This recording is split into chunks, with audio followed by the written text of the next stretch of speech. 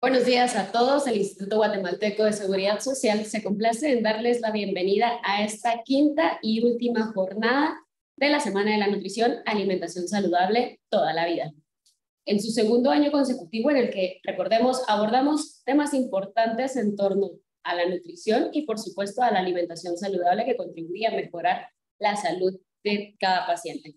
Un agradecimiento especial a la sección de nutrición del Departamento Médico de Servicios Técnicos de la Subgerencia de Prestaciones en Salud, que está involucrado en este proceso y que ha organizado esta especial semana. Un agradecimiento también para las autoridades que están conectadas y que nos acompañan hoy y que también se involucraron con la realización de esta Semana de la Nutrición. Hoy trataremos el tema de la nutrición en enfermedad oncológica, de la mano de un especialista con gran recorrido académico y profesional. Se trata del doctor Werner Andrés Sandoval, especialista en nutrición clínica y metabolismo. Él es médico y cirujano de la Universidad Rafael Andívar. También tiene una maestría en nutrición y metabolismo con especialidad en nutrición clínica de la Universidad de Barcelona, un doctorado internacional en nutrición y metabolismo en España, y es investigador clínico del Centro Tecnológico de Nutrición y Salud en España también. Además, en su recorrido como estudiante y como profesional, también fue alumno auxiliar y profesor asistente de la Universidad Landívar de Guatemala y cuenta con una gran experiencia como investigador, un amplio abanico de publicaciones científicas sobre sus estudios, tesis y otros trabajos realizados. Actualmente es nutriólogo clínico, brindando diagnóstico y atención a las enfermedades asociadas a la nutrición, y además es el jefe de la unidad de nutriología del Hospital General de Enfermedades. Sin más preámbulo, y antes de cederle la palabra, quiero invitarlos también a que se sientan libres de preguntar o de escribir sus dudas en nuestro chat, que al finalizar nuestra conferencia va a responder. Entonces, cedemos el micrófono al doctor Werner Andrés Sandoval. Bienvenido. Bueno, pues muchas gracias por la invitación y muchas gracias por querer hablar y darle importancia a un tema tan importante como es la alimentación en el paciente oncológico. Y vamos a empezar con esta conferencia.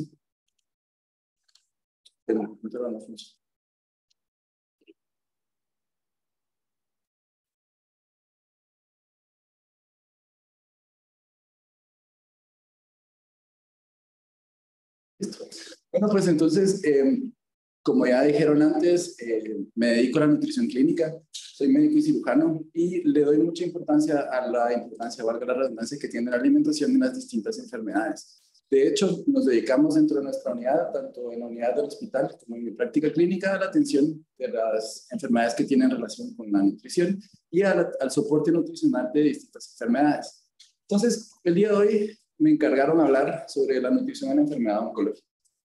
La enfermedad oncológica realmente es un grupo muy heterogéneo de enfermedades que está dentro de las causas más importantes de muerte a nivel mundial. De hecho, por ejemplo, si revisamos en el 2019 las causas más importantes de muerte, siempre van a ser las relacionadas a la enfermedad cardiovascular, pero vamos a notar que diferentes enfermedades, principalmente las enfermedades relacionadas al cáncer, también tienen una importancia y van adquiriendo una importancia en el desarrollo de la mortalidad en los diferentes países. Si vemos globalmente, vamos a encontrar que los cánceres de tráquea y pulmón son los cánceres que se encuentran más alto globalmente en la clasificación, están en el 6º lugar de las causas de muerte y causan aproximadamente 2 millones de muertes anuales. Si lo vemos específicamente mientras más desarrollado es un país, se ha visto que mayor es su nivel de cáncer, y esto tiene que ver con la longevidad de las personas y la esperanza de vida a la que pueden llegar a alcanzar. Entonces vemos que los cánceres de tráquea y de bronquial ya no son el 6º lugar, sino que pasan al 4º lugar, y vemos la aparición de otros cánceres crónicos, como son los cánceres del tracto gastrointestinal, específicamente los que tienen que ver con el colon y el recto. Esto es muy importante para nosotros porque, según la Organización Mundial de la Salud, solamente en el año 2020 murieron aproximadamente 10 millones de personas relacionadas a muertes por cáncer de diferentes tipos. Esto hace que el cáncer sea una enfermedad importante, ¿sí? O sea, realmente cuando hablamos de cáncer, estamos hablando de un grupo muy heterogéneo. Es un nombre genérico realmente. O sea, cuando hablamos de cáncer no estamos hablando de una sola enfermedad, sino que estamos hablando de un conjunto de enfermedades muy diferentes que comparten una característica en común. Y esa característica en común que comparten tiene que ver con la proliferación de las células. Generalmente, en los diferentes procesos cancerosos, lo que hay es una desregulación de la muerte celular. La célula no sabe cuándo morir y entonces se prolifera eternamente generando un problema, ya sea por su ubicación o por las consecuencias que tiene el cáncer mismo, como diferentes enfermedades. Entonces, ese crecimiento anormalmente rápido tiene la capacidad de invadir otros tejidos y es lo que nos va a dar los diferentes estadios de la enfermedad y lo hace de relevancia por el tratamiento nutricional de las distintas enfermedades nutricionales. Si hablamos de la mortalidad y de la cantidad de casos que han habido de cánceres, los 4 cánceres más prominentes a nivel mundial son el cáncer de pulmón, el cáncer de próstata, el cáncer de mama y el cáncer de colon. Yo trabajo actualmente dentro de mi práctica privada con bastantes pacientes que tienen ya sea tratamiento de cáncer de mama o post-cáncer de mama y cáncer de colon, que creo que en Guatemala son mucho más comunes que los cánceres de pulmón y de próstata. Sin embargo, sabemos que el cáncer tiene una gran, o sea, para el desarrollo del cáncer hay una gran importancia de los factores medioambientales. Sabemos que 1/3 de los cánceres que existen o que se dan en el mundo pueden ser prevenidos reduciendo el consumo de tabaco, reduciendo la obesidad, reduciendo el consumo de alcohol y aumentando el consumo de frutas y verduras, tanto como el de actividad física. Dentro del soporte nutricional a los pacientes con cáncer, realmente, bueno, en este momento me gustaría explicarles un poco sobre qué es el soporte nutricional y metabólico. Cuando hablamos de soporte nutricional y metabólico, realmente estamos hablando de la atención nutricional a diferentes aspectos de la salud metabólica de un paciente. Por un lado, como ven en el punto número 1, tenemos la atención relacionada a la inanición. Esto es básicamente, o en otras palabras, la desnutrición por falta de comida, ¿sí? Generalmente, los pacientes que tienen cáncer, depende del estadio del cáncer en el que se encuentren, tienen un requerimiento mayor o menor de diferentes nutrientes y el no poder alcanzarlos les va a desnutrir. Entonces, el tratamiento de la malnutrición relacionada a la inanición o a la falta de comida tiene que ver con el aporte adecuado de los nutrientes, ¿sí? Entonces, una buena parte del tratamiento de los pacientes con cáncer tiene que ver con lo que hablaban hace un par de días en una de las charlas sobre tamizaje nutricional y tiene que ver con la detección de los pacientes y su estado en el momento.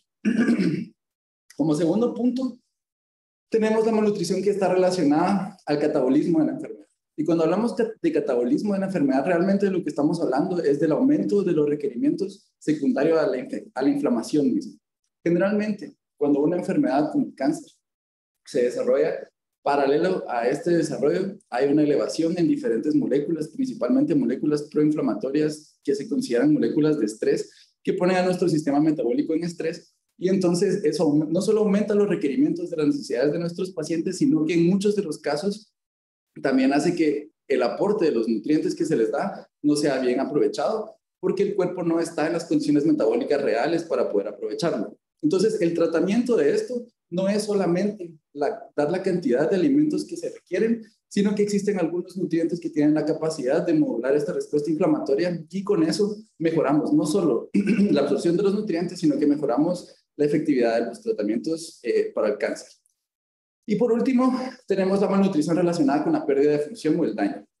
Esto tiene que ver principalmente con los pacientes que están recibiendo radio y quimioterapia, porque durante la quimioterapia particularmente, una de las cosas que se bloquea es la nueva generación de masa muscular. Y entonces esto genera la pérdida de masa muscular en sí misma y hay que darle un tratamiento que es diferente. Cuando estamos hablando de malnutrición en el paciente con cáncer, esto es lo que queremos evitar. Esto es lo que se conoce como caquexia, ¿sí? Es lo que les hablaba antes en la diapositiva anterior, en el punto número 2, relacionado a la malnutrición del catabolismo. Y es lo que les decía antes, ¿verdad? El aumento en la producción de todas estas moléculas que son proinflamatorias, que lo que hacen es accionar el metabolismo de forma involuntaria y muy constante. Yo en mi clínica explico esto a los pacientes y es como, asumamos que el metabolismo es un carro, ¿sí? Es un carro mecánico. Y entonces normalmente tendemos a hacer elevaciones de nuestro metabolismo como una respuesta puntual a un evento, por ejemplo, una infección. El asunto con la respuesta inmunológica es que debe de ser desactivada luego de un tiempo. Es como, tenemos nuestro carro, estamos en neutro y metemos primera, segunda o tercera, dependiendo de lo que necesitamos. Pero cuando ese insulto se termina, la idea es volver a neutro. Sin embargo, cuando una persona tiene cáncer, Es como que deje su carro puesto en segunda todo el tiempo. Entonces, lo que esto significa es que el vehículo, o en este caso el cuerpo, tiene un desgaste mayor por un uso constante, que no descansa ni siquiera cuando están durmiendo. Y esto lo que hace es que no solo aumenta los requerimientos de nutrientes, sino que, como les decía antes, disminuye la generación de masa muscular en sí mismo y hace que se pierda más masa muscular. Y entonces encontramos a los pacientes que desarrollan esto que se conoce como caquexia. ¿Por qué es importante? Pues, como hablaban en la charla esta del tamizaje nutricional, lo que se ha visto es que los pacientes que tienen riesgo de desnutrición tienen un riesgo muchísimo más elevado de sufrir complicaciones. De hecho, es 3 veces mayor el riesgo de sufrir complicaciones en los pacientes que se ha encontrado que tienen tanto desnutrición como un riesgo de desnutrición. Y esto es lo que hace relevante el tratamiento nutricional en los pacientes con cáncer. Además de esto, lo que se ha visto es que dar tratamiento nutricional a los pacientes que tienen un riesgo nutricional elevado disminuye no solo la malnutrición y la probabilidad de estancia hospitalaria en los pacientes con cáncer específicamente, sino que realmente reduce la estancia hospitalaria por lo menos en aproximadamente 3 días. Eso quiere decir que los pacientes con cáncer que reciben un tratamiento nutricional se encuentran menos tiempo dentro de nuestros hospitales, lo que disminuye su riesgo de adquirir otras enfermedades asociadas y de malnutrirse más estando en el hospital. Porque ya vemos que los pacientes que están malnutridos tienen una tendencia a quedarse más tiempo. ¿Por qué está dado esto? Realmente esto está dado, es un círculo vicioso realmente. Está compuesto por diferentes partes, pero tiene que ver en el cáncer con 2 mecanismos principalmente. Primero, por un lado tenemos anorexia, que es la reducción de la ingesta calórica, o sea, de la cantidad de comida que comemos, por diferentes causas. Principalmente todas estas causas que tienen que ver con la respuesta inflamatoria aumentada, que es lo que podemos ver en la parte intermedia, que nos lleva a un catabolismo, que es el consumo elevado de nutrientes relacionado a ese estrés. Y entonces, esto lo que nos predispone es primero al desarrollo de malnutrición, que es lo que podemos ver en la dirección de la flecha hacia la parte de arriba, y en la parte de abajo esa malnutrición también nos lleva a infecciones más frecuentes, alteraciones en la función intestinal, alteraciones en el proceso de sanación y también alteraciones en la creación de la masa muscular. Y si ustedes se dan cuenta, esto en sí mismo nuevamente nos lleva a este estado. Entonces, tenemos un estado donde el paciente está gastando mucho, está gastando muy constantemente y además de eso, no tiene la capacidad adecuada para regenerar los tejidos que está perdiendo. Entonces, eso nos lleva a un proceso crónico de malnutrición que es un círculo vicioso básicamente. ¿Qué tan relacionado está nuestro peso y nuestra masa muscular a los resultados del cáncer? Y la verdad es que estos resultados son bastante impresionantes. Este es un estudio que se realizó con pacientes con cáncer. Lo hicieron con más de 21,000 pacientes, 21,149 pacientes para ser exactos. Y lo que intentaron ver era si el índice de masa corporal, que es un cálculo que se realiza entre la altura y el peso, estaba relacionado a mayor o menor mortalidad. Y si ustedes se fijan, lo que se ha visto es que la reducción del índice de masa corporal está asociado a un aumento de la mortalidad. Pueden ver cómo esa flechita baja. Primero vemos en el eje Y, o sea, la parte vertical, es el porcentaje de supervivencia. Y en la parte horizontal vamos a ver el índice de masa corporal. Entonces vemos que a menor índice de masa corporal, los pacientes que están desnutridos tienen una mayor supervivencia que va variando y conforme vamos aumentando el índice de masa corporal, esa capacidad de supervivencia va reduciéndose significativamente. Sin embargo, creo que una de las cosas más importantes de entender es que no estamos hablando del peso. Sí, en todo este tiempo utilizamos el peso como un marcador indirecto realmente de la salud. No estamos hablando de que mayor peso es mayor salud, sino que realmente estamos hablando de que mantener un peso adecuado realmente nos está hablando de qué tantas reservas de masa muscular, y digo reservas de masa muscular entre comillas porque realmente la masa muscular no es una reserva de proteínas, sino que de lo que hablamos realmente es de cómo la masa muscular representa las otras proteínas que existen en nuestro cuerpo. Como les dije antes, la masa muscular no se guarda, no se almacena. Si tenemos masa muscular en nuestro cuerpo, está porque existe para cumplir una función. Y si nuestro cuerpo nos está haciendo perder esa función, significa que nos está haciendo perder otras funciones de la misma manera. Entonces, dicho esto, lo que se empezó a estudiar es si es efectivamente el peso o es la cantidad de masa muscular lo que realmente afecta a los pacientes. Y entonces, cuando hacemos esa diferenciación, nos empezamos a dar cuenta que no es el peso realmente, sino que es, como les digo, la masa muscular. Entonces, por ejemplo, en este estudio, lo que intentaron ver es si la sarcopenia, que es la pérdida de la masa muscular, tiene algún efecto sobre la toxicidad de los tratamientos. Entonces, ¿qué fue lo que hicieron? Tomaron a 40 pacientes que tenían un carcinoma de hepatocelular, o sea, un carcinoma de hígado, y estaban graves, o sea, tienen una clasificación Child tipo A. Eso quiere decir que son los que tienen una función hepatocelular más reducida. ¿Y qué fue lo que hicieron? Si primero se dieron cuenta que de estos 40 pacientes, habían 27 pacientes que tenían sarcopenia, o sea, que tenían una menor cantidad de masa muscular. Y lo que encontraron estas personas fue que una menor cantidad de masa muscular se asociaba a una mayor toxicidad, a mayor cantidad de diarrea y una mayor concentración del medicamento, que en este caso usaron sorafenib para el tratamiento del cáncer, y eso provocaba la mayor cantidad de toxicidad. De hecho, si nos fijamos, estos son los resultados del mismo estudio, y podemos ver que en verde vamos a ver a las personas que tienen sarcopenia y son los diferentes síntomas adversos que presentaron, ¿verdad? Entonces podemos ver que las personas que tenían sarcopenia tienen casi 3 veces más riesgo de sufrir eventos tóxicos por el tratamiento. También se ve que tienen muchísimo más riesgo de sufrir diarrea. Sin embargo, no es en todos los casos. Podemos ver que esta reacción mano-pie, que es básicamente una toxicidad de la piel, sí fue más común en los pacientes que no eran sarcopénicos que en los que eran sarcopénicos. Seguro esto tiene que ver con la producción de alguna proteína que no se puede producir durante la sarcopenia y pues esto hace que no se aumente la reacción. Entonces, ¿qué es la sarcopenia? La sarcopenia, que es lo que hemos estado hablando a lo largo de estos últimos minutos, se caracteriza clínicamente como la pérdida de apetito. Eso es lo que conocemos en el mundo de la medicina como anorexia. El letargo, que es un estupor, básicamente, es una alteración de la conciencia. El aumento de la respuesta inflamatoria, que es clave, como les decía antes, porque nos ocasiona el catabolismo, o sea, la ruptura de nuestras reservas para la utilización, para el proceso de curación del cáncer.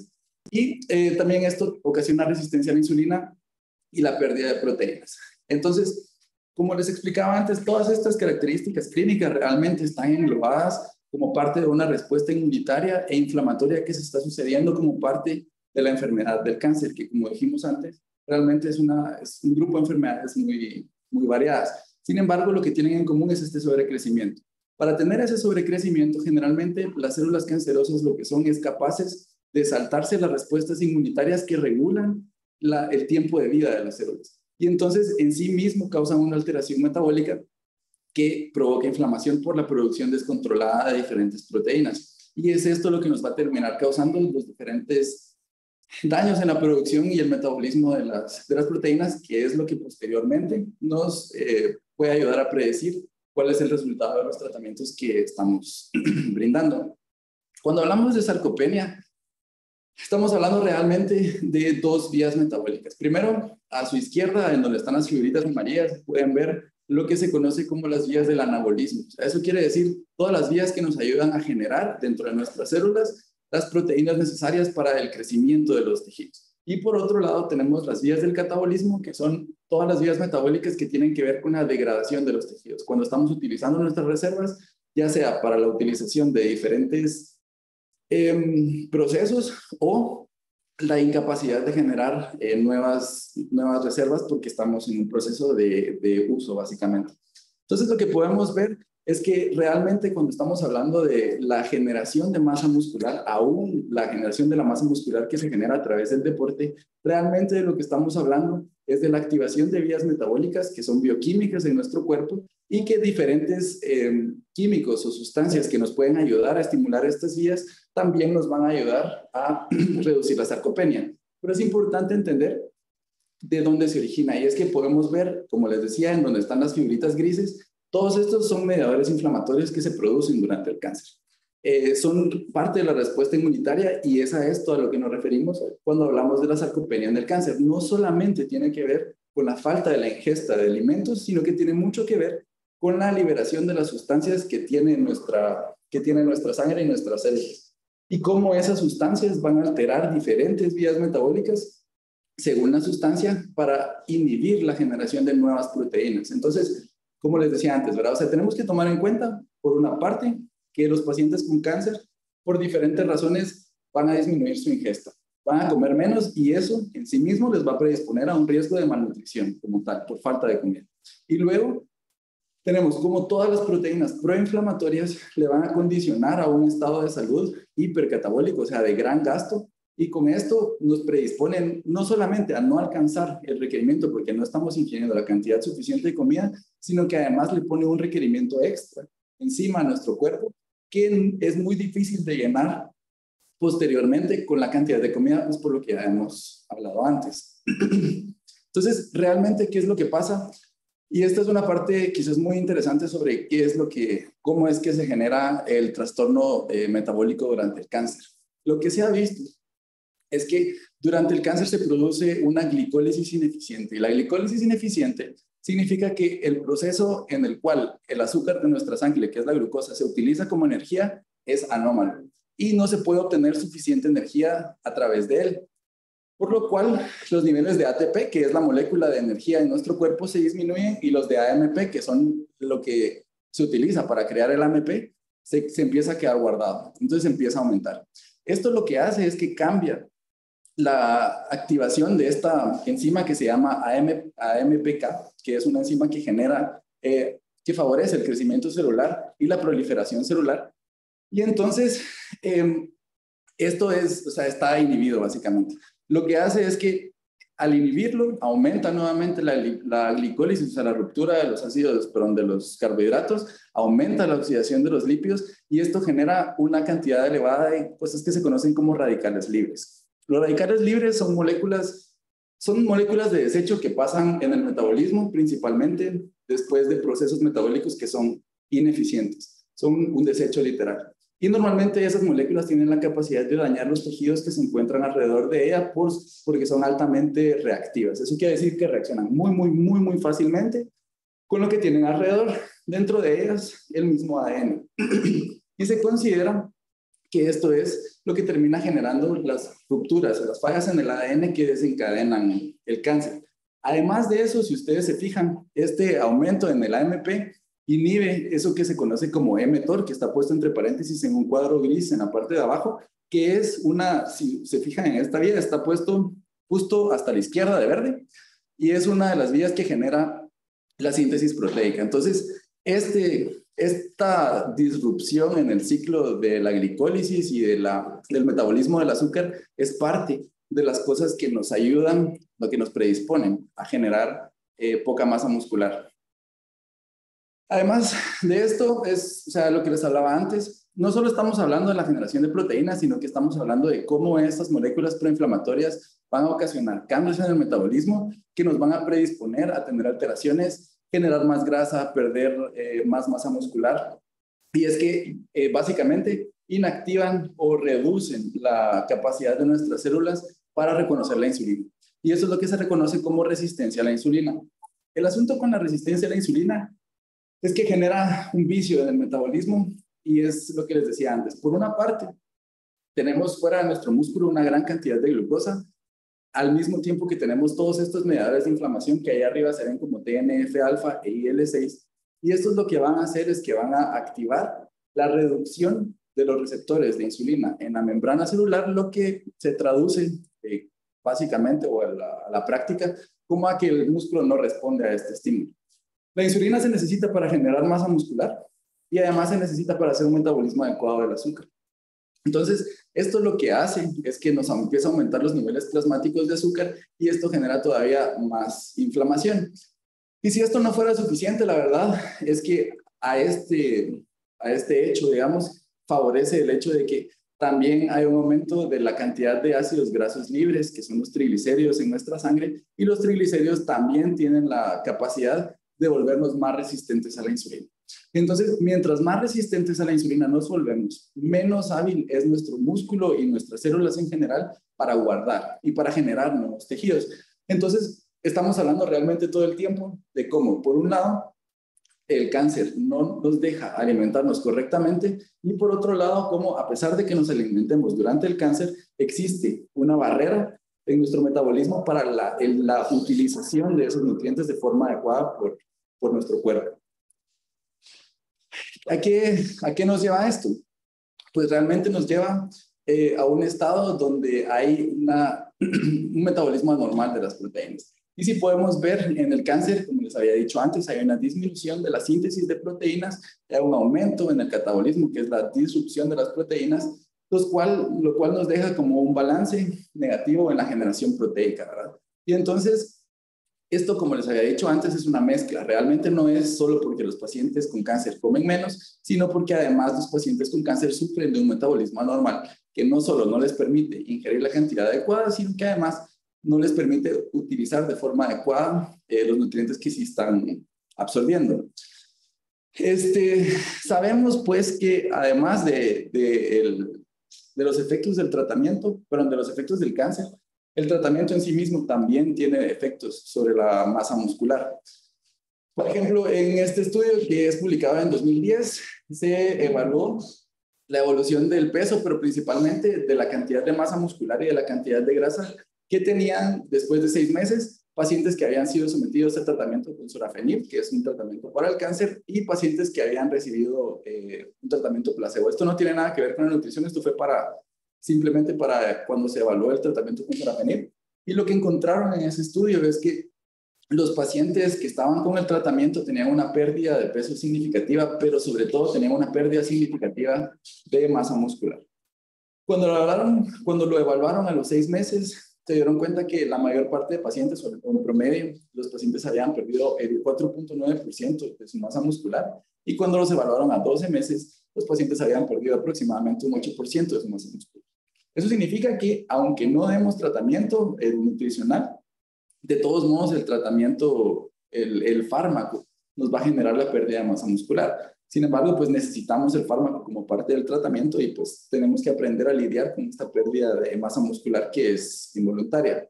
Entonces, cuando hablamos de qué es lo que vamos a hacer a través de la nutrición, realmente no estamos hablando de la erradicación del cáncer como tal, sino estamos hablando de dar un soporte para que la eficacia del tratamiento se mejore. Eso va a mejorar nuestro estado nutricional y nos va a permitir hacer una cosa que se llama inmunomodulación, que es que a través de nuestra nutrición podemos modular la respuesta inflamatoria de una persona, y en general esto le va a mejorar no solo la calidad de vida, sino que va a mejorar diferentes partes de su tratamiento.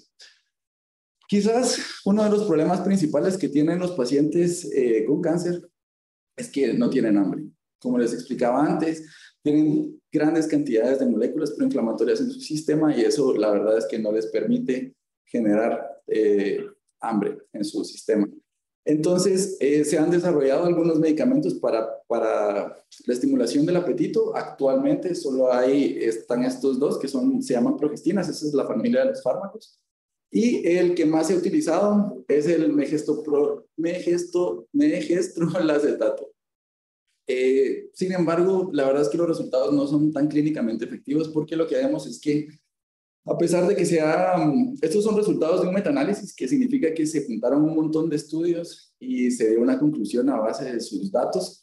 Se analizaron más de 4.430 pacientes, y lo que se dieron cuenta es que este medicamento es capaz de estimular el apetito, pero esa estimulación del apetito no genera más masa muscular y no hizo un cambio en la supervivencia ni en la calidad de vida.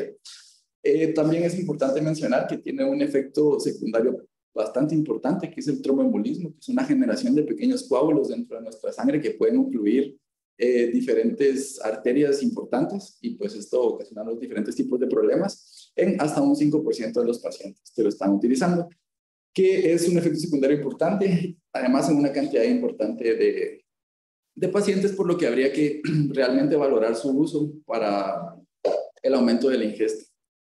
En cuanto a los requerimientos nutricionales, pues la verdad es que actualmente existe esta guía que es de la Sociedad Europea de Nutrición, y recomiendan diferentes aportes.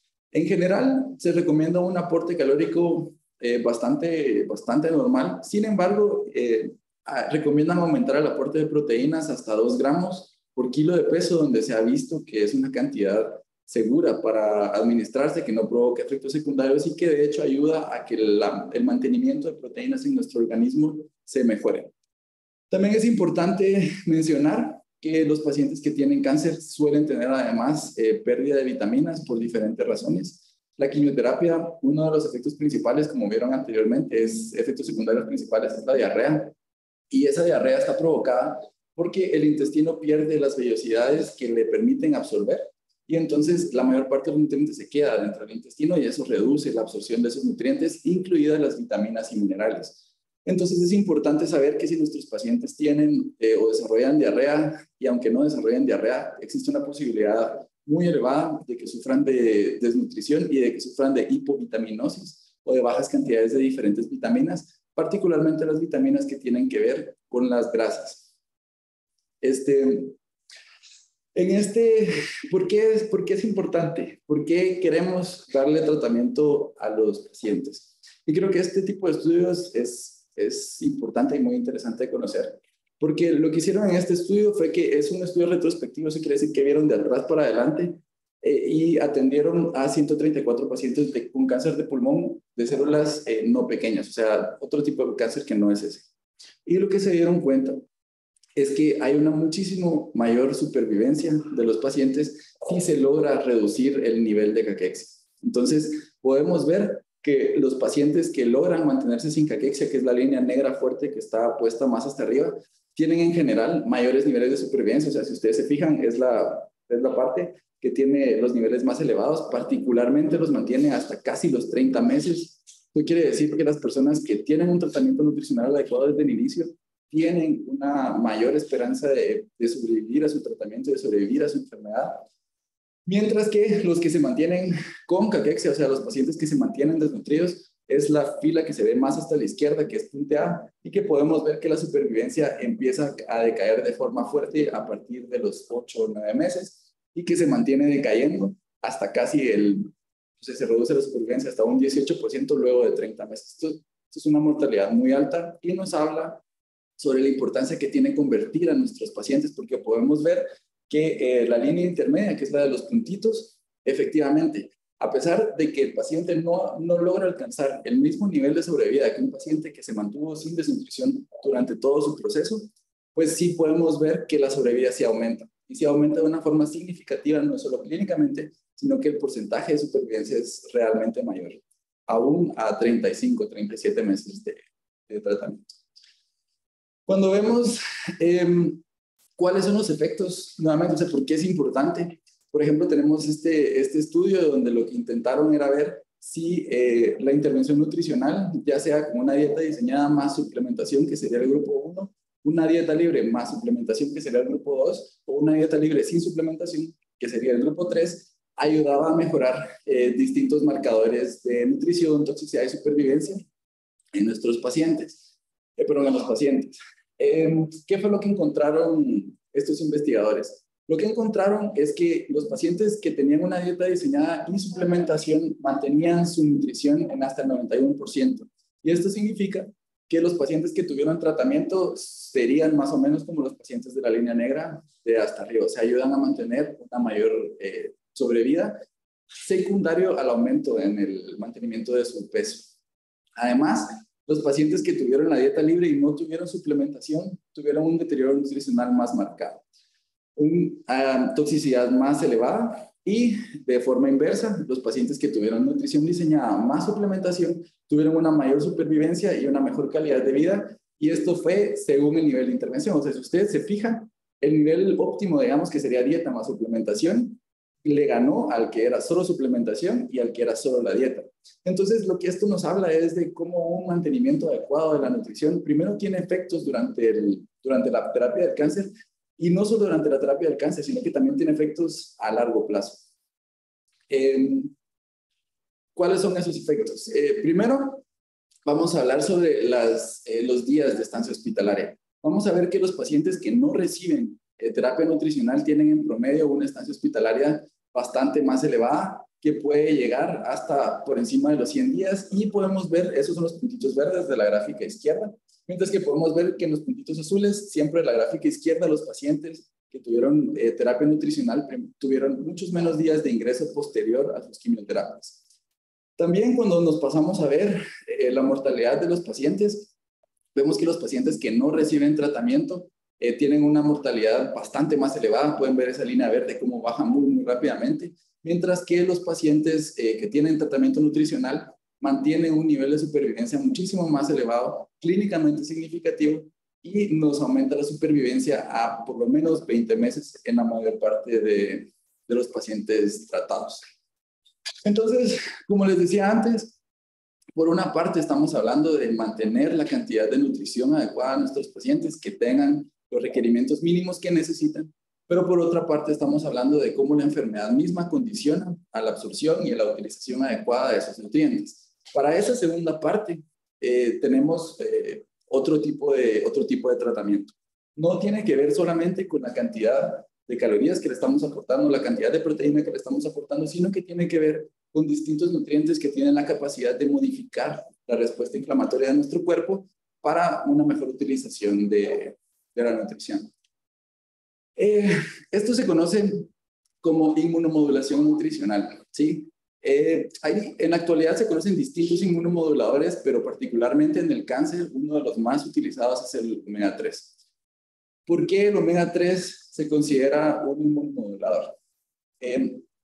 Cuando hablamos de ácidos grasos poliinsaturados, estamos hablando de dos tipos de ácidos grasos principalmente. Primero estamos hablando de los ácidos grasos omega 3 y luego de los ácidos grasos omega 6.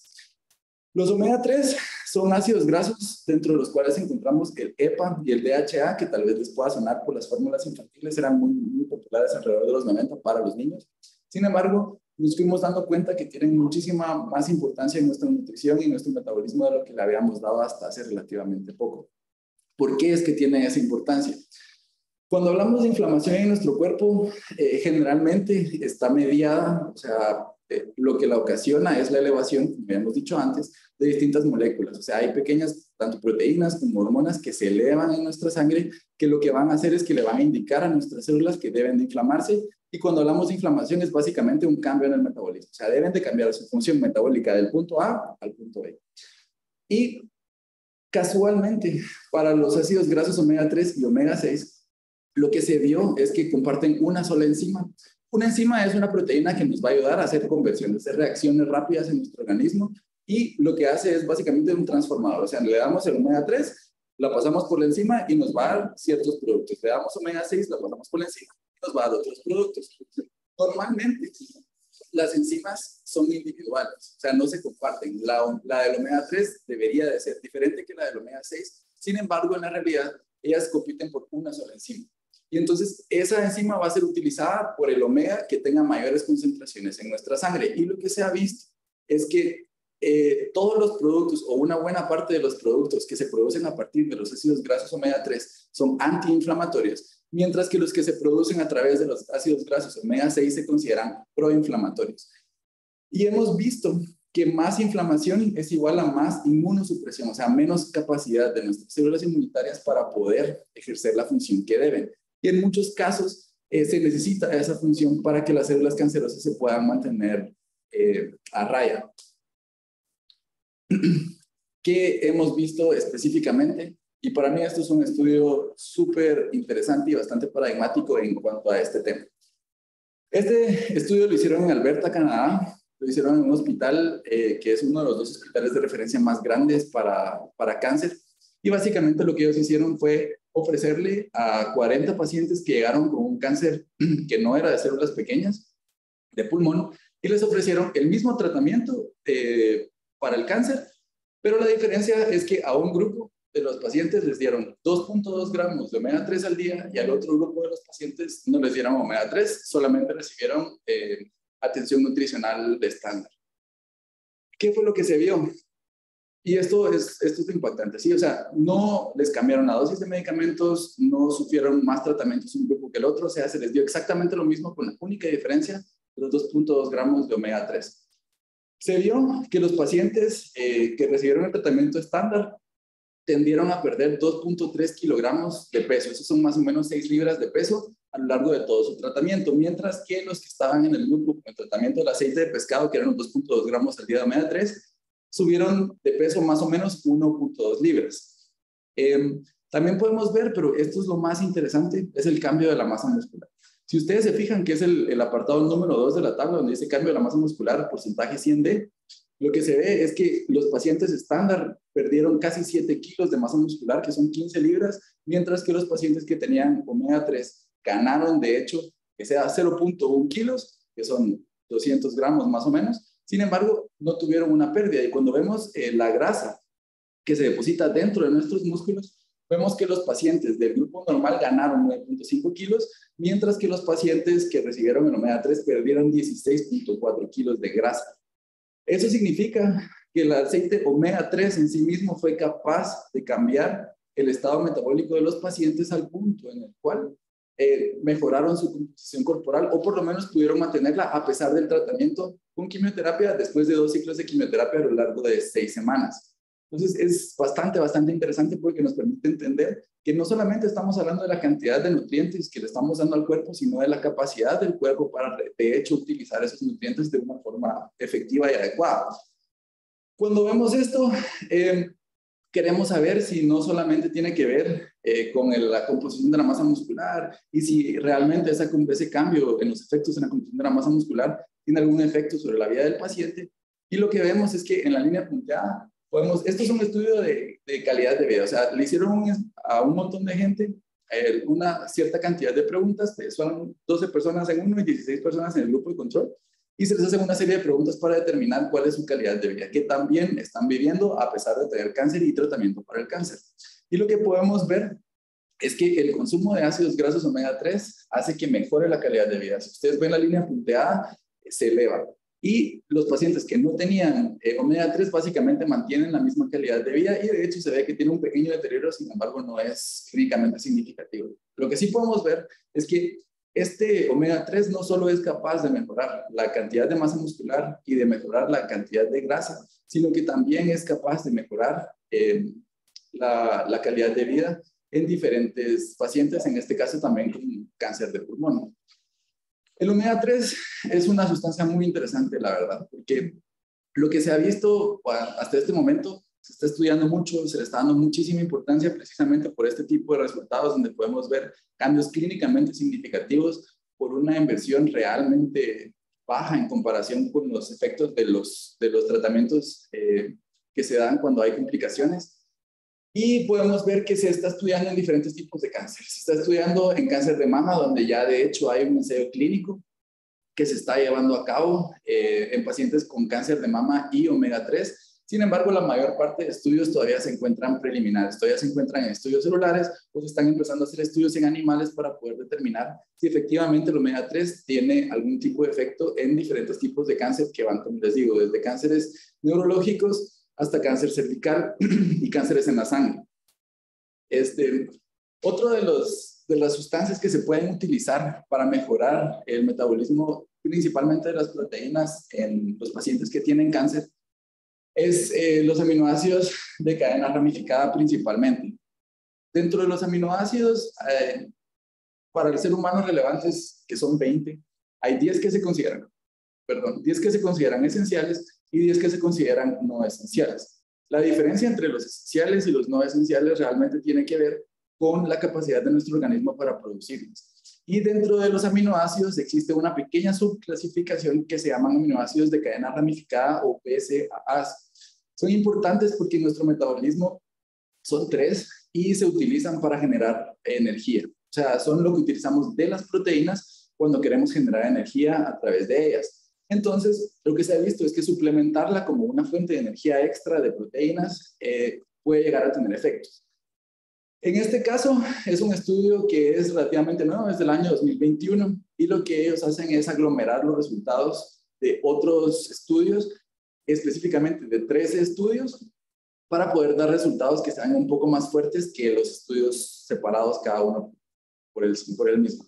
Entonces, ¿qué fue lo que encontraron? Ellos encontraron que la suplementación con aminoácidos de cadena ramificada tiende a reducir en los pacientes en casi un 40% el riesgo de infección porque mejora la capacidad de generar proteínas en nuestra sangre para para la inmunidad que se llama inmunoglobulinas. También se ha visto que reducen un 45% lo que se conoce como ascitis. La ascitis es el líquido que se libera dentro de nuestro abdomen, principalmente porque no hay suficientes proteínas en nuestra sangre para mantener el agua dentro.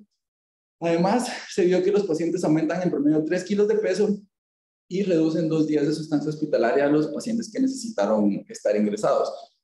Esto se piensa que es porque, como les dije antes, le permite a nuestro organismo una mejor cantidad de nutrientes para generar energía, y esto hace que la pérdida de masa muscular se reduzca significativamente. Otro de los nutrientes que se ha demostrado que tiene la capacidad de mejorar la generación de masa muscular principalmente, y ya se ha visto estudiado en pacientes con cáncer específicamente, porque también se ha estudiado en otras poblaciones como pacientes deportivos, deportistas, el HMB. Este se llama beta-hidroximetilbutirato. Realmente esto es un metabolito, esto quiere decir que es un subproducto de otro aminoácido que se llama leucina, y lo que se ha visto es que aumentar las concentraciones intracelulares de HMB aumenta la actividad de esta vía que les había mencionado antes, que se llama mTOR, que tiene que ver con la generación de tejidos y la generación de proteínas. Y lo que se ha visto es que la suplementación con 3 gramos al día de HMB, que por cierto está disponible en las farmacias, mejora la función muscular, mejora la supervivencia, mejora la cantidad de masa muscular y reduce los tiempos de hospitalización. Si ustedes se fijan, todo este tiempo no estamos hablando del peso en sí mismo, sino que estamos hablando de la cantidad de masa muscular y cómo esa masa muscular representa la salud de diferentes funciones y diferentes tejidos en nuestro organismo. Entonces es importante intentar buscar suplementación que nos permita no solo mantener la masa muscular, sino que nos permita aumentar la masa muscular. Y no estamos hablando solamente de la cantidad de alimentos que come el paciente, o sea, no es solamente comer más, como lo vimos con el caso del medicamento para aumentar la masa muscular, pero el hambre, sino que lo que realmente nos interesa es aumentar la masa muscular. Creo que este es un buen punto de comparación si ustedes se fijan, porque el medicamento este que aumentaba el apetito y que hacía que los pacientes subieran de peso, pero que no hacía que subiera la masa muscular, tampoco daba resultados cuando hablábamos de la calidad de vida ni la eficacia del tratamiento. Mientras que los suplementos que no necesariamente nos hacen ganar peso, pero sí nos hacen mejorar la cantidad de masa muscular, tienden a mejorarnos la función muscular, la supervivencia y reducir el tiempo de hospitalización, además de reducir la cantidad de efectos secundarios que el paciente puede presentar. ¿Por qué sucede esto? ¿Por qué el HMB tiene la capacidad de generar masa muscular? Pues es básicamente lo que les había dicho antes. Como pueden ver en la esquina superior izquierda, donde está esa cosita de músculo, ahí pueden ver que el HMB lo que va a hacer es activar la síntesis de proteína y va a desactivar la degradación de proteína por diferentes vías, y ya hay suficientes estudios en este caso que demuestran que el HMB tiene la capacidad de generar más masa muscular de forma significativa, aún en intervenciones tan cortas como 10 días. O sea, podemos esperar una generación de masa muscular con la suplementación de HMB a partir de los 10 días, y hay estudios que llegan hasta los 6 meses, y aún a los 6 meses se ha demostrado que se mejora la cantidad de masa muscular global en nuestros pacientes. Creo que otro de los grupos realmente interesantes en cuanto a la regulación del proceso inflamatorio se conocen como compuestos fenólicos. Los compuestos fenólicos son nutrientes que se encuentran en los alimentos. Antes considerábamos que las frutas y verduras eran buenas para nosotros por su alto contenido de fibras, vitaminas y minerales. Sin embargo, conforme fue avanzando la ciencia y fuimos estudiando fuimos siendo capaces de llegar un poco más profundo a la composición de los diferentes alimentos, nos empezamos a dar cuenta que realmente existen estos compuestos que se llaman fenólicos, y que estos compuestos tienen la capacidad de actuar en nuestro organismo como una especie de medicamentos, ¿sí? Lo que se hizo después de eso, cuando se empezaron a dar cuenta de que estos nutrientes existían, fue empezar a extraerlos. Y después de su extracción se empezó a utilizar en diferentes experimentos para intentar ver si estos nutrientes tenían la capacidad de hacer algo. En cuanto a lo que se ha visto, es una publicación de la revista Science, que es una revista extremadamente importante en el mundo de la ciencia porque publica las cosas que quizás son las más relevantes en la actualidad. Ellos hablan de que existen diferentes nutrientes que yo les estoy marcando ahí, dentro de los cuales ya vimos que está los ácidos grasos omega 3, y ellos hablan sobre el nuevo interés que existe sobre el estudio de todas las moléculas, tanto naturales como sintéticas, que tienen la capacidad de regular la inflamación, de mejorar el metabolismo y de reducir diferentes aspectos que tienen que ver con el sobreexceso de utilización de nutrientes, dentro de los cuales quizás, bueno, ya discutimos un poco sobre los omega 3 y uno de los más populares es la curcumina. Seguramente habrán escuchado por algún lugar que la cúrcuma se puede utilizar como parte del tratamiento de enfermedades reumatoides, por ejemplo, de enfermedades inflamatorias, y de ahí es de donde viene su estudio, de hecho. O sea, en la India principalmente la cúrcuma se ha utilizado durante mucho tiempo para el tratamiento de la artritis. Se empezó a estudiar qué era lo de la cúrcuma que daba ese efecto, se dieron cuenta que era la curcumina, se extrajo y se empezó a utilizar. Actualmente se vende como un concentrado y es capaz de reducir la inflamación. Todavía no sabemos si esta capacidad de reducir la inflamación tiene algún efecto de hecho sobre el cáncer. Sin embargo, como hemos estado hablando todo el tiempo, nos hemos dado cuenta que en general los medicamentos o las sustancias que tienden a modular la inflamación y que tienden a reducir la inflamación en nuestro cuerpo también ayudan a mejorar los resultados en el cáncer. Entonces, el resveratrol es el otro nutriente. Este es el de la semilla de las uvas y es el que está asociado a que una copa de vino al día ayuda a reducir el riesgo cardiovascular. Es ese el ocasionante. Y una cosa bien interesante es que si ustedes se ven dentro de los reguladores del proceso inflamatorio, encontramos el ayuno. Se los marqué, está puesto en la columna de en medio, es la segunda flechita naranja. Y el ayuno ayuda a modular la respuesta inflamatoria y quizás esto nos lleva a nuestro siguiente punto. Dentro de los tratamientos nutricionales, quizás uno de los enfoques que se está empezando a utilizar con mucha más frecuencia es lo que se conoce como crononutrición por una parte y por otra parte la regulación de la resistencia a la insulina, intentando reducir la cantidad de carbohidratos en la alimentación, que es lo que se conoce como dieta cetogénica. La dieta cetogénica se cree que tiene una posibilidad para mejorar la supervivencia y el resultado de los tratamientos con el cáncer, porque lo que sucede con las células cancerosas es lo que hablábamos al inicio, que tienen una glicólisis que es deficiente, que está hiperactivada y que además estas células pierden la capacidad de utilizar las grasas como fuente de energía principal. Entonces, lo que intenta la dieta cetogénica o lo que pretende la dieta cetogénica es, en teoría, reducir la cantidad de energía disponible en forma de glucosa en nuestra sangre y con esto podamos reducir la proliferación de las células cancerosas. Todo esto hasta este momento es teoría, porque solo se ha podido demostrar en estudios celulares y en estudios con animales. Sin embargo, no se puede utilizar aún en estudios con humanos y por lo tanto todavía no se pueden dar recomendaciones al respecto. Sin embargo, si ustedes me preguntan, la verdad es que creo que la información se dirige en esa vía y que posiblemente quizás en los próximos 5 a 10 años la dieta cetogénica empieza a tener más y más popularidad como parte del tratamiento del cáncer, no para reducir el cáncer en sí mismo, sino para desincentivar la generación de nuevas células cancerosas y para desincentivar el crecimiento de las células cancerosas que ya se encuentran. Bajo este mismo criterio, digamos, y volviendo a recordar lo del ayuno, también se ha buscado qué pasa con el ayuno intermitente y el cáncer. El ayuno intermitente es una técnica nutricional que involucra no la reducción de calorías, o sea, no se le quita a la persona la cantidad de comida que come, pero sí se regula el momento en el que come. Y por eso es que una de las formas de referirse a eso es como la alimentación restringida por tiempo. El propósito de esto es intentar cambiar el ambiente metabólico durante un tiempo.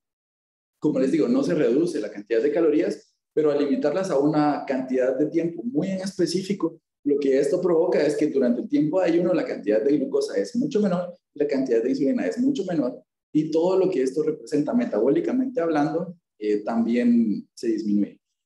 Entonces, lo que se ha visto, y como les digo, todavía no hay suficientes estudios como para hacer recomendaciones muy, muy tajantes. Sin embargo, la información va a que la dieta del ayuno intermitente ayuda a mejorar diferentes aspectos del cáncer del tratamiento, ayuda a reducir efectos secundarios, ayuda a mejorar la resistencia a la insulina, ayuda a hacer que las personas pierdan menos masa muscular y generen menos grasa. Y con esto, en general, vamos a promover una mejor respuesta al tratamiento y por lo tanto vamos a promover unos mejores resultados de nuestro tratamiento. Así que ya para terminar, solo es importante recordar que la desnutrición es frecuente en pacientes con cáncer, que está provocada por diferentes aspectos y que repercute en su estado clínico. O sea, estar desnutrido para un paciente con cáncer es igual a tener menores o peores resultados en su tratamiento.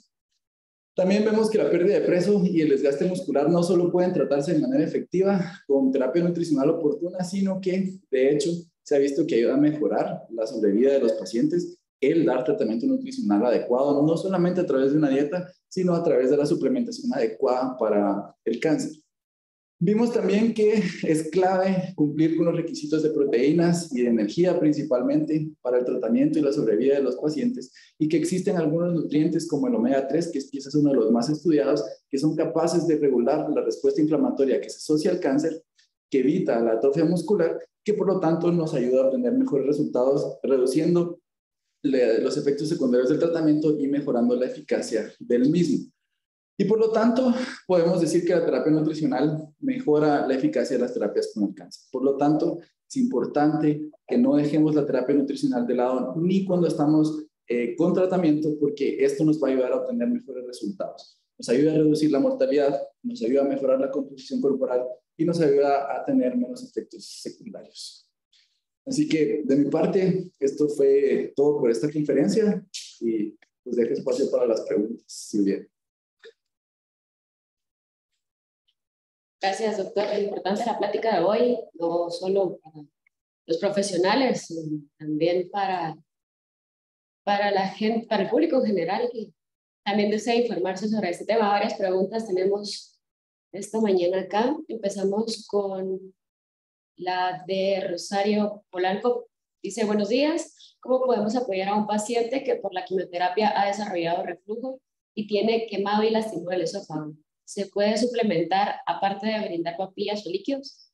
Sí, de hecho sí lo debemos de suplementar, pero creo que la parte más importante de este caso es el tratamiento del reflujo, que es lo que nos está provocando la disminución de la ingesta. La otra cosa que creo que es importante es suplementar tempranamente.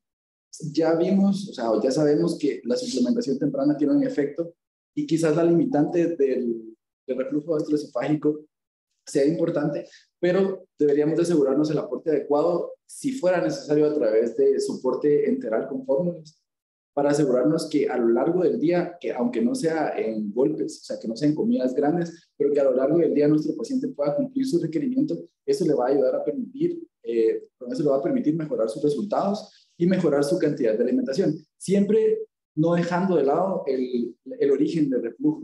Si el origen de reflujo es una gastritis química por el tratamiento, también existen otros nutrientes que podemos utilizar como el zinc, el magnesio y estos antioxidantes como el resveratrol, que se ha demostrado que tienen la capacidad de mejorar la generación de proteínas de diferentes tipos.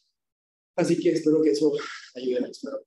Muchas gracias, Danilo. Lucas, por su parte, pregunta, ¿hay algún medicamento para incentivar el apetito y evitar la pérdida de masa muscular y peso corporal?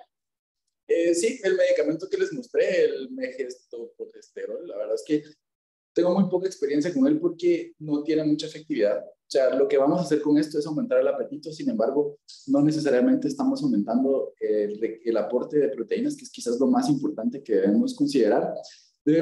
Si tenemos un paciente que no está consumiendo la cantidad de proteínas adecuada, debemos de considerar la suplementación con proteínas desde el inicio para aumentar. O sea, nuestro objetivo principal es llegar a la cantidad de proteínas e intentar llegar a la cantidad de calorías. Si no podemos llegar a la cantidad de calorías porque el paciente no tolera el volumen de comida o el volumen de ingesta, entonces lo correcto es suplementarlo. O sea, es reducir ese volumen utilizando suplementación y asegurarnos que en un pequeño volumen el paciente incluya la mayor cantidad o el mayor porcentaje de los nutrientes que requiere para no estar pendientes de si le da hambre o si se va a terminar la cantidad de comida. Nuevamente, la estrategia de generar una fórmula que les permita nutrirse a lo largo del día, que no se deban de consumir en un solo momento, sino que puedan hacer pequeñas microtomas, dividirla en 10, 12 tomas, por ejemplo, o 8 tomas en pequeños vasos que le permita completar a lo largo del día. Toda la terapia nutricional va a ser clave en estos pacientes. Gracias. Dice Ana Virginia, para la respuesta inmunológica en el paciente oncológico, ¿se puede combinar probióticos y glutamina? Sí, de hecho es una pregunta muy interesante. La verdad, esta persona leyó Es muy interesante. La glutamina es un aminoácido que se ha demostrado que tiene mucha importancia porque es lo que utiliza nuestro intestino como combustible, particularmente en procesos inflamatorios. Entonces, además, a pesar de que no es un aminoácido esencial, eso quiere decir que nuestro cuerpo es capaz de producirlo, se vuelve condicionalmente esencial cuando tenemos procesos inflamatorios. Eso significa que la cantidad que podemos producir no es suficiente para cubrir las necesidades que realmente tenemos. Entonces, lo que se empezó a ver a partir de eso, se empezaron a hacer estudios de suplementación nutricional y lo que se vio es que dar glutamina, que es este nutriente, ayuda a que el tejido del intestino tenga más energía para poder generar y regenerar proteínas. Y además, lo que se ha visto es que los probióticos en sí mismos ayudan a modular la microbiota intestinal, que juega un papel muy importante en la salud, no solo intestinal, sino en la salud metabólica, y con eso podríamos ayudar a reducir. Ahora, que hayan estudios específicos para demostrar esto en pacientes con cáncer aún no hay. La evidencia está muy limitada en este sentido porque es una terapia relativamente nueva y quizás los estudios todavía no se han publicado, todavía no se han terminado de llevar a cabo. Sin embargo, nuevamente dentro de este mismo concepto en el que estamos intentando modular la respuesta inflamatoria a través de los nutrientes, este tipo de nutrición podría tener algún impacto beneficioso en los pacientes. Pero nuevamente digo, o sea, si me preguntan así como a ciencia cierta, no está comprobado. Sin embargo, valdría la pena intentar en casos sin estos. Listo. Yadira Alvarado pregunta, ¿cuál sería la dieta adecuada para un paciente con cáncer de seno? Y además, ¿debe beber, aparte de agua, suero? Y por otro lado, también pregunta, ¿qué debe consumir un paciente oncológico? Creo que esta es una pregunta difícil. La verdad es que va a depender mucho del paciente, del estado del paciente y de la capacidad que tenga el paciente para nutrirse en sí mismo.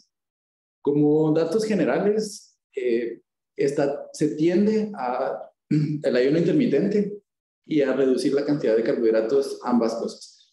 Porque nuevamente estamos buscando reducir el ambiente de insulina. Entonces, si me pregunta, es una dieta relativamente baja en carbohidratos que le permite los requerimientos necesarios, pero que no sea excesiva. Y al mismo tiempo que sea rica en ácidos grasos omega 3, nuevamente por lo que ya vimos antes. En el caso de antes, fue con suplementación, pero también podemos llegar a cantidades elevadas de omega 3 a través de los alimentos. O sea, no solo a través de la suplementación vamos a llegar. De hecho, en ese estudio en particular, ellos utilizaban el aceite de pescado como una de las fuentes y por otro lado utilizaron cápsulas. Entonces, ¿cuál era la otra? Suplementación, me dijo, ¿verdad? Si puede beber agua aparte, sí, además de beber agua, sí. Realmente no hay una recomendación al respecto. Lo que sí se recomienda es que consuma la cantidad mínima de líquidos necesaria, que está más o menos entre 30 a 40 mililitros por cada kilo de peso. O sea, tendría que saber su peso y hacer una multiplicación simple y eso nos va a dar en mililitros el requerimiento de líquidos. Sin embargo, creo que la pregunta va orientada a que si los pacientes están perdiendo muchos electrolitos a lo largo de su tratamiento o a causa de su enfermedad, y lo que se ha visto es que no. O sea, la mayor parte de pacientes tienen la capacidad de mantener el balance de los electrolitos en su sangre y por lo tanto no es necesario estar reponiéndolos constantemente.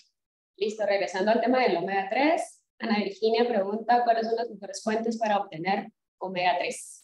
Bueno, las mejores fuentes para obtener omega 3, las ideales son las que tienen que ver con los peces de agua fría o los que se conocen como peces azules. Dentro de ellos encontramos el atún y el salmón. Pero también encontramos a las sardinas, que son bastante más accesibles. Lo que pasa es que la concentración de omega 3 en las sardinas es un poco más baja. Esto en cuanto a las fuentes animales. Dentro de las fuentes vegetales tenemos el aguacate, tenemos los frutos secos, casi todos en general, pero las nueces creo que tienen más. Y algunas algas, como por ejemplo la alga que se utiliza para el sushi, también es una fuente elevada de ácidos grasos omega 3. Y por último, tenemos las fuentes sintéticas de omega 3, o sea, todos los compuestos que nos vamos a encontrar en las tiendas de suplementos que nos dicen que tienen N cantidad de omega 3. Si lo estamos utilizando como terapia, entonces lo conveniente es asegurarse la dosis. Y por lo tanto, lo más útil es utilizar el omega 3 que viene encapsulado. Sin embargo, porque es difícil hacer el cálculo, o sea, es difícil hacer el cálculo real de cuánto omega 3 estoy absorbiendo a través de mis alimentos, a pesar de que aumente el consumo de estos alimentos, me va a ser muy difícil saber si estoy llegando a esos 2.2 gramos por kilo que realmente necesito. Entonces, nuevamente, por la dosificación es mejor la suplementación, pero también es de incentivar la alimentación con este nutriente de forma natural. Listo, Yadira Alvarado pregunta, ¿cuáles serían los alimentos con BCAA? Las proteínas de origen animal. Los BCAAs, además de la suplementación nuevamente que existe para todo este tipo de cosas, las carnes. Todo tipo de carnes tiene una alta cantidad de BCAAs. No existen tanto en las proteínas de origen vegetal, entonces son casi, o sea, carne, huevo, y, o sea, pescado, pues, y pollo. Esas son las fuentes.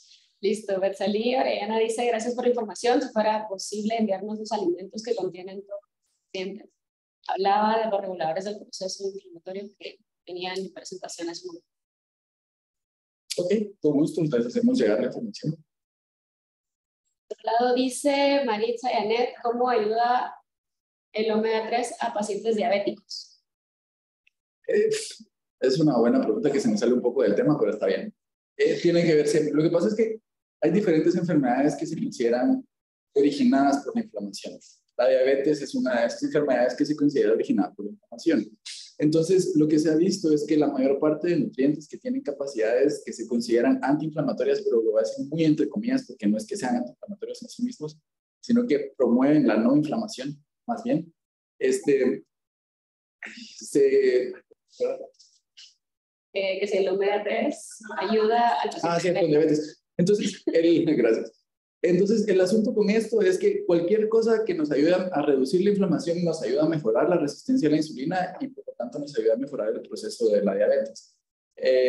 Hay bastantes estudios que hablan sobre esto. En general, las dosis que se recomiendan están arriba de 2 gramos por kilo de peso. Eso significa que nuevamente hay que hacer el cálculo, pero deberían de asegurarse de esa cantidad. Y nuevamente tiene que ver con la cantidad de agentes pro o antiinflamatorios que se generan a partir de estos ácidos grasos. Listo. También preguntan, buenos días, ¿se podría evitar el desarrollo de cáncer en niños logrando una alimentación balanceada rica en grasas buenas y omega 3 junto a la variedad de vegetales y frutas? Pregunta Mario. Es una pregunta compleja de responder, porque por cómo se lleva a cabo la ciencia, es difícil darte una respuesta certera a eso. Lo que sí te puedo decir es lo siguiente.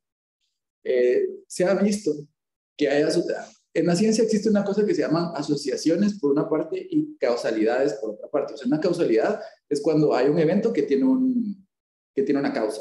O sea, hay una causa que tiene un efecto. Y por otro lado, tenemos asociaciones donde somos capaces de saber que hay dos cosas que pasan juntas, pero no necesariamente podemos saber quién está ocasionando a quién, o ni siquiera podemos saber si siquiera se están relacionadas. Entonces, la mayor parte de estudios que hablan sobre el desarrollo de cáncer, no les podemos dar a las personas cosas que sabemos que les van a desarrollar cáncer o que creemos que les van a desarrollar cáncer. Eso sería antiético de hacer. Entonces, lo que se ha visto es asociaciones. Entonces, hemos visto que las personas que consumen mayor cantidad de ácidos grasos, de azúcares libres, que tienen obesidad, que tienen otro tipo de enfermedades, tienden a tener un mayor riesgo de cáncer. Por lo cual creemos que si reducimos esos factores vamos a obtener una reducción en el cáncer. ¿Qué es la otra cosa que se ha visto? Ustedes en estudios se llaman de cohorte, agarran un montón de gente y la siguen durante mucho tiempo y ven de las personas al final del estudio quiénes desarrollaron cáncer y luego regresan a ver qué era lo que tenían en común. Y así es como vamos encontrando las excepciones. Entonces, no te puedo asegurar realmente que una persona no vaya a desarrollar cáncer porque realmente es un proceso multifactorial. O sea, no solamente tiene que ver el medio ambiente, sino que tiene que ver la genética. En algunos casos tiene que ver algunos microorganismos, por ejemplo, el cáncer de matriz o el de cervix, que tiene que ver el virus del papiloma humano. O sea, hay diferentes causas. Sin embargo, lo que sí se ha visto es que el medio ambiente, o sea, lo que hacemos nosotros, la comida que comemos y los efectos que tenemos en nuestro organismo, sí predisponen el desarrollo de riesgo. ¿Qué tenemos que hacer? Hacer ejercicio, no mantenernos, no elevar nuestro peso, sobre todo no elevar nuestra grasa visceral y evitar, aumentar el consumo de frutas, verduras, no fumar y evitar el exceso de las cosas que se consideran como nutrientes proinflamatorios, que son básicamente los azúcares altamente procesados y las grasas saturadas. Listo. Rocío Polanco pregunta, por ejemplo, el Short Advance, ¿podría ser un suplemento adecuado por el HMB y no tendría ninguna interacción con fármacos o la propia quimioterapia? No tienen interacción con fármacos ni la quimioterapia. De hecho, es una buena pregunta. La mayor parte de estudios que hablan sobre HMB reportan específicamente que no tuvieron efectos adversos y que no tienen diferenciaciones en el área bajo la curva, eso quiere del medicamento que están utilizando para el tratamiento, eso quiere decir que no se modifica tanto la cantidad de medicamento que de hecho llega al paciente y se mantienen niveles más estables. Sí, es una buena opción.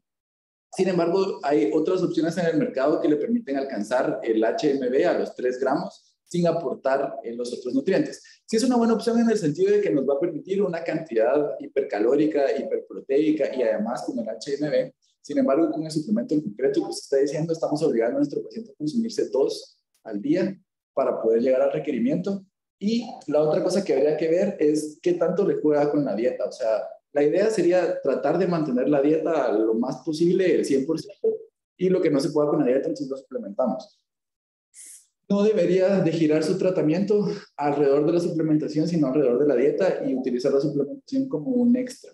Entonces, como le digo, sí es una buena opción, pero existen otras mejores opciones en el mercado para la suplementación de HMB, que viene el HMB solo, y entonces le va a permitir hacer suplementación sin jugar, alterar tanto el cálculo de su dieta.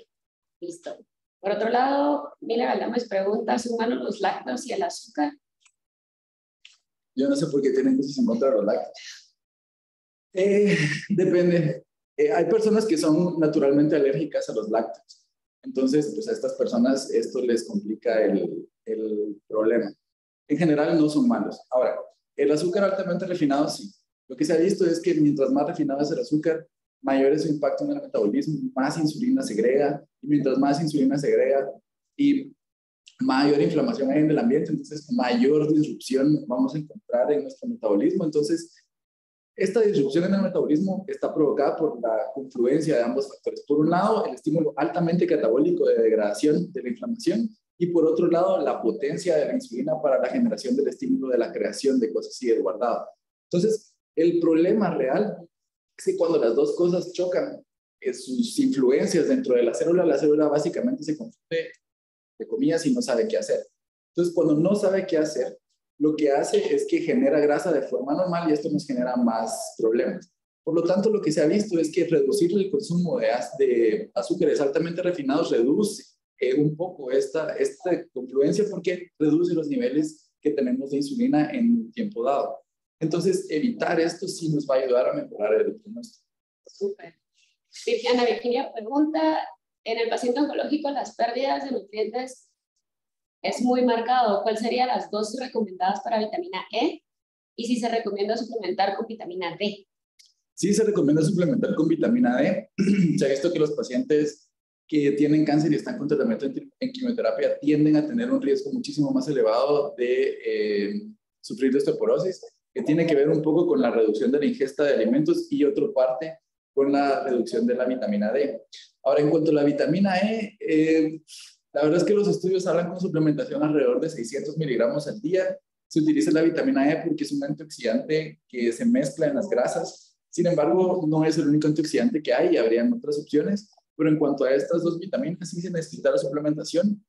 No es vital, o sea, no es que si no tenemos esta suplementación no vamos a tener los mejores resultados. Hay otras suplementaciones que son más efectivas según los estudios que se han encontrado. Sin embargo, bajo la lógica de reducir la oxidación, la suplementación con vitamina E puede ser de utilidad. Muchísimas gracias. Tenemos un mensaje de felicitación de Marco Tulio Rustean que dice, buen día, bendiciones, felicitaciones a todos los conferencistas que durante esta semana nos han compartido sus conocimientos y experiencias de mucha importancia para las personas particulares y profesionales. De igual manera, un agradecimiento a los organizadores. Gracias a ustedes también por asistir a estas conferencias. Doctor, ¿tiene un mensaje final antes de empezar esta clausura? Sí. Primero, para todas las personas, el riesgo de cáncer es elevado. Mientras más se aumenta nuestra esperanza de vida, mayor es nuestro riesgo y por lo tanto debemos de controlar ese riesgo desde nuestra juventud. No lo dejemos a última hora. Segundo, el tratamiento del cáncer incluye el tratamiento nutricional.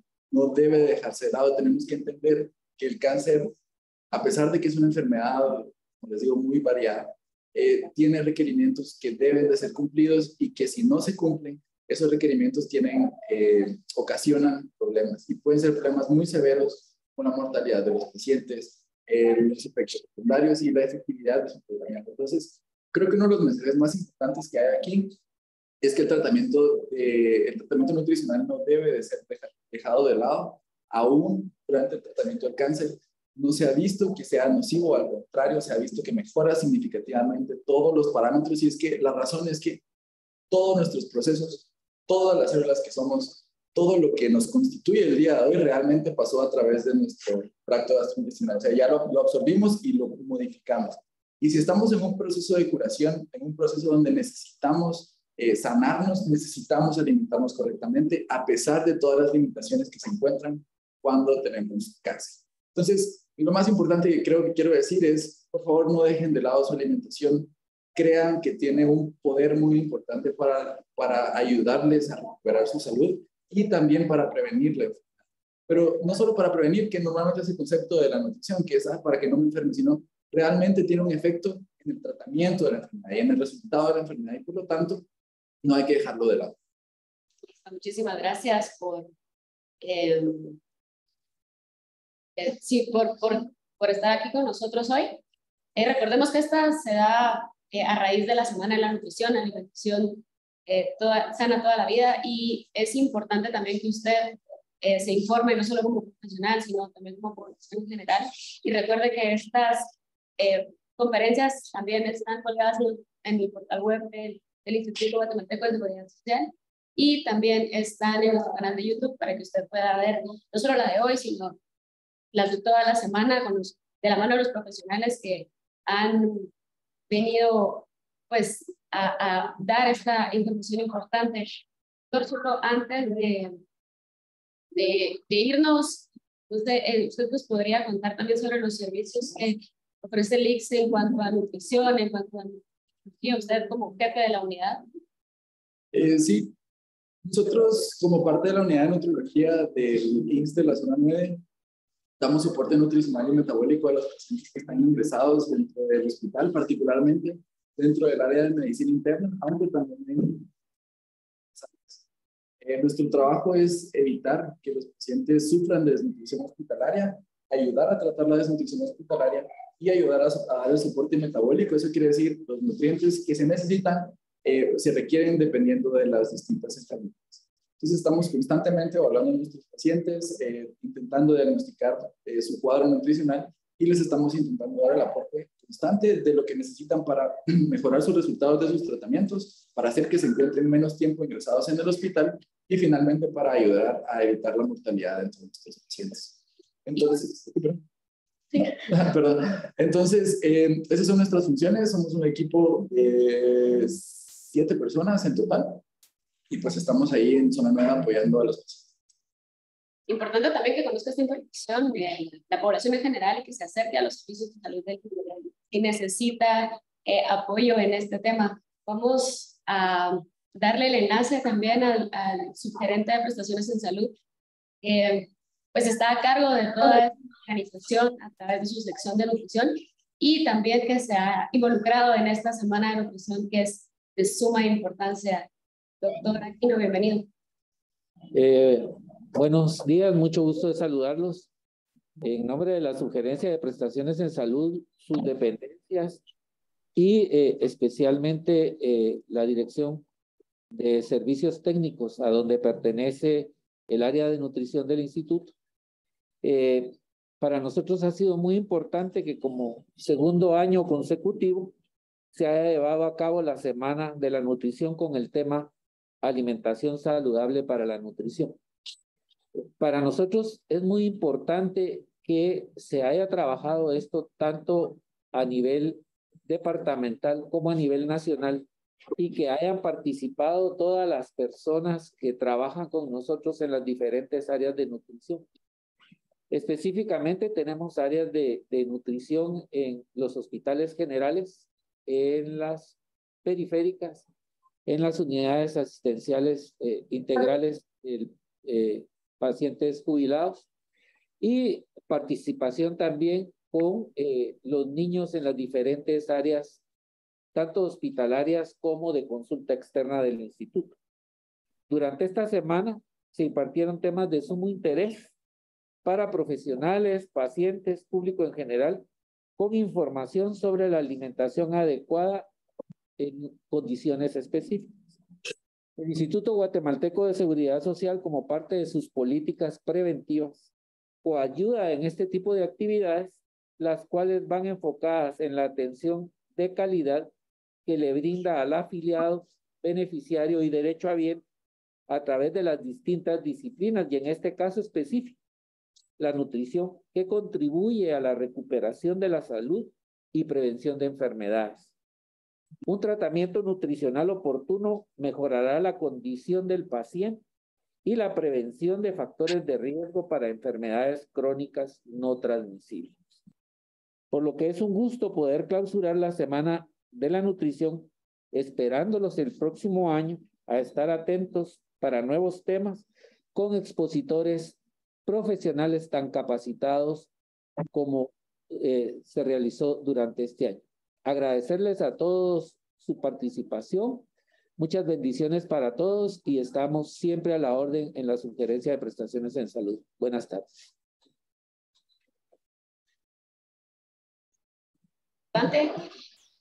Justamente esperamos que el año también poder contar con esta importante semana, y recuerde usted que si se perdió alguna conferencia de la semana puede verlas a través de nuestro canal de YouTube y estar pendiente también de nuestras redes sociales, donde también nosotros constantemente publicamos datos importantes, no solo sobre la nutrición y la alimentación saludable, sino sobre cada servicio que se ofrece en el Instituto Guatemalteco de Seguridad Social. Por ahora, esto es todo. Gracias por participar, gracias por estar con nosotros a lo largo de esta semana y esperamos que la información les haya sido de mucha utilidad. Si tienen alguna duda, algún comentario, pueden escribirnos también por nuestros diferentes canales de comunicación, nuestras redes sociales o a través de nuestros a través de nuestro call center. Esto es todo por ahora entonces y esperamos que tengan una feliz tarde.